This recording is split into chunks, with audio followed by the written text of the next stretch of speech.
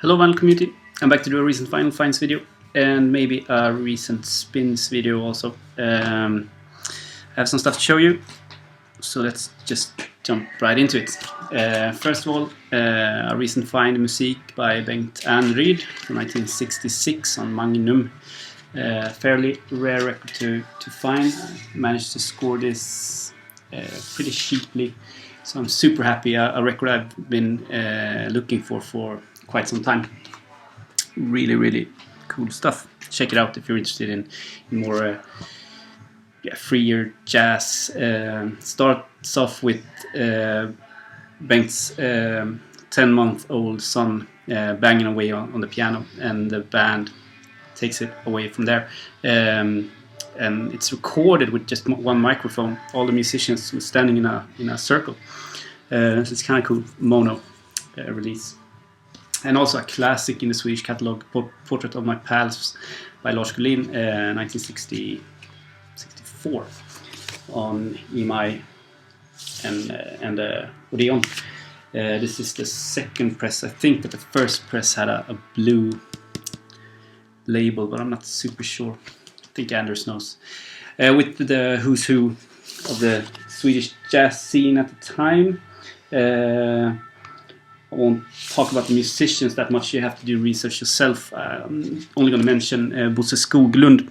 That was the drummer of that session, or those sessions. And Bosse Skoglund was, or is, a prog pioneer, or a prog icon at least. Played with Arbete och Fritid, Peps Persson, and a bunch of other prog bands. Next one, Bernt Rosengrens big band with Horace Parlan and Rainy, I don't know. And the big band is Maffi Falai, Lars Fernlöv, you have Lennart Åberg, Peter Gullin, Tommy Coverhult, and the who's who of 1980 in Swedish jazz on Caprice Records. So the sound quality is often good on these releases. Horace Parlan played with Mingus, and Rainy has a guitar sound that reminds me a little bit of Jim Hall, but I haven't listened too much to Jim Hall, but remind me a little bit of the stuff that I've heard. Swedish prog, Visor från Gungor och Sand, or Visa från världens största park. And this is an awesome release. Bought this a couple of months ago, 2, 3, 4, 5 months ago, and I haven't listened to it until now. Håkan Franzén who made this. He made a children's record in 1971. This one. Before that, he made a record with Björn Jason Lind called Visa från Djupvik after they came back from prison for refusing going into the army. And he wanted to do a children's record. It's composed with lyrics from children, like what children said, children's stories, interviews with them, and he just put melodies on those stories. So you have titles like I Live With Two Dads, or I Have Two Dads, and Creepy Nightmare, I Want to Be Like My Dad, the cereal song, like breakfast cereal song, and stuff like that. And you also have Jon Bendel on drums, which is a fantastic drummer, and you have Palle Danielsson playing bass, which is a pretty well-known jazz bassist playing stand-up bass here. So it really moves. Fantastic music, awesome lyrics, and very quirky. Highly recommended for all you Swedish prog fans. I bought this, Nick Cave and the Bad Seeds, No More Shall We Part from 2011, I think. This was reissued in 2014 on 2 LPs, but with 3 sides containing music, and one of the best Nick Cave's records in my opinion. The sound quality is fantastic on that one. And some metal, Spiritual Beggars, Sunrise to Sundown, their latest release, kind of a funny story. my mom does the singer's hair. And we got, me and my girlfriend and mom got invited to the show they did in Gothenburg for this tour. And when he came back to do his hair a second time for the Japanese tour, he had this record with him, signed by all the members of the band. And the members are Michael Amott, Arch Enemy, and ex-Carcass. Apollo does the vocals, Firewind. And then you have Per Wiberg, who is ex-Opeth keyboardist, and Ludwig Witt from Grand Magnus and Shining. The band is originally from the town that I live in, Spirital Beggars, Stone Rock, I think they are described as, or was at least. I pulled the trigger on Roy Harper's Stormcock, the reissue that he put out on his record label this year, 2016. Well made on the outside, not so well made on the inside. I had a private press of this masterpiece of a record, and the sound quality of that is not too good. This is better, but still it lacks so much, because what they did, if I did my research right, is they took the digital master, or whatever it's called, from the CD release in 2007 or 97, I can't remember. So it's digitally transferred to vinyl. So it's like taking a CD copy and just putting it out on vinyl. And being such a sought after record, being rare as it is, the original, I can't understand why he did that. I discovered a new record label called Shadox Music. They put out rare ass records, like unbelievably rare records, and they do a fantastic job in reissuing these cool stuff. All are numbered, and they just write down the numbers there. I bought 2 releases. Rev Junk, Uppsala Stadshotell brinner, from 1977 originally. The original press of this is insanely expensive, and I think they did 1 CD reissue of it, and then it's this one. So even this is very expensive, the reissue, but well worth it if you're into the stuff. Heavy cardboard box.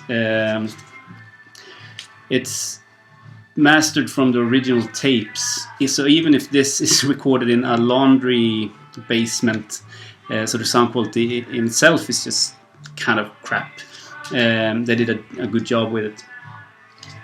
1977 punk was kind of blooming with Six Pistols, and prog was something in the past, even so here in Sweden. So they blend Swedish punk with prog. So on the first side you have like garage rock and punky songs, except one song which is fairly proggy. But the second side, with just only 3 songs, is that kind of stuff that you want if you collect Swedish prog. Long, drony songs remind oneself of kind of classic stuff like Samla Mammas Mamma, Kebnekaise. And they came from the same city as Samla Mammas Mamma and Pantarei, Uppsala. I think Pantarei, but Samla Mammas Mamma, I'm certain of. So I guess that they had some influences from those bands. And the next one from the same seller is Burning Red Ivanhoe M144, their first 2LP set. And I can't even open this because it's like a theater piece gatefold thing. I don't know if you can see this, but like that. And it comes with like clip dolls on sheets, just like the Sgt. Pepper record. And the inner sleeves has great info about the band, who did 5 or 6 records. But the first one, their debut, is insanely hard to get. So a reissue, and a well-made reissue, was welcomed of this Danish band. 1969 double LP, not so common back in the day, but they did it. Did they do a great job of releasing 2 records? I don't know. Half of the songs is too political for me. Rest of the songs is a blend of Scandinavian prog and jazz fusion, which really tickles my nerve. So half of the songs is just fantastic. And once again, fantastic job. Limited to 500 copies. I think I paid 35 euros for Rävjunk and 45 euros for that one. So not cheap, but they are already sold out on the label. So I think they made something good, I guess. 10 minutes. Let's do some recent spins. Fast. Uncle Meat, Zappa. Played the first disc of this, and I was not in a Zappa mode, so I didn't think that it was good that day. Hard Promises by Tom Petty. Played Insider and The Waiting. Yeah, awesome stuff. Sounded good too. Some Swedish jazz, prog, fusion. Björn Jason Linds project from Storstad till Grodspad. Från Storstad till Grodspad.